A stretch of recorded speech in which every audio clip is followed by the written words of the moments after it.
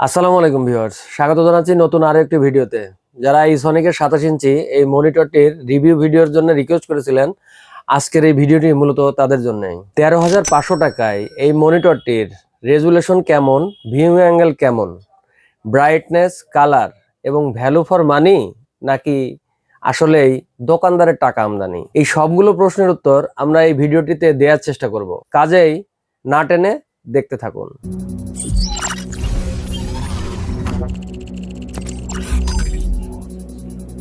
মনিটরটির model হলো Esonic ES-LM27।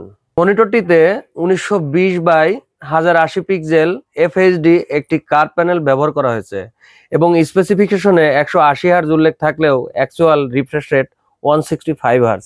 Slim bezel এবং হালকা একটু কার্ভ থাকায় দেখতে খুবই সুন্দর লাগে মনিটরটি। এটি প্লাস্টিক বিল্ড এবং এর স্ট্যান্ড মেটালের। ভার্টিক্যাল টিল্ট করতে পারবেন, যেটা খুব একটা আহামরি কিছু না। আজকাল বাজারের প্রায় সকল মনিটরেই করা যায় এটি। সাইড টিল্ট করা গেলে আর একটু ভালো হতো। ভিউ অ্যাঙ্গেল প্রায় সব দিক থেকেই ঠিকঠাক এবং ব্রাইটনেসটাও খারাপ না, বাট একটা সমস্যা, প্যানেলটা গ্লোসি হওয়ার কারণে কালো কিংবা ডার্ক সিনে রিফ্লেকশন দেখা যায়।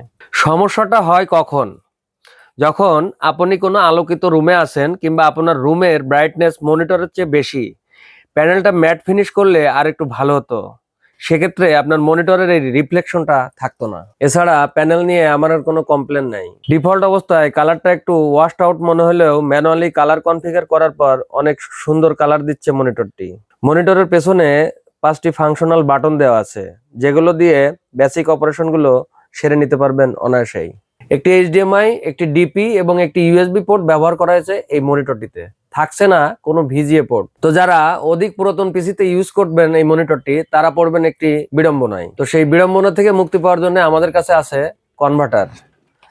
এই কনভার্টারটি আপনাকে VGA পোর্টে ইন করে HDMI পোর্টে আউটপুট দিয়ে দিবে। তো যারা অধিক পুরাতন পিসিতে ইউজ করতে চান, তারা চাইলে এই মনিটরটির সাথে এই কনভার্টারটিও নিয়ে নিতে পারেন। আমাদের কাছে অ্যাভেলেবেল স্টক রয়েছে। তো এগুলোই ছিল এই মনিটরটির সুবিধা অসুবিধা। এখন বলি মূলত মনিটরটি কারা কিনবেন।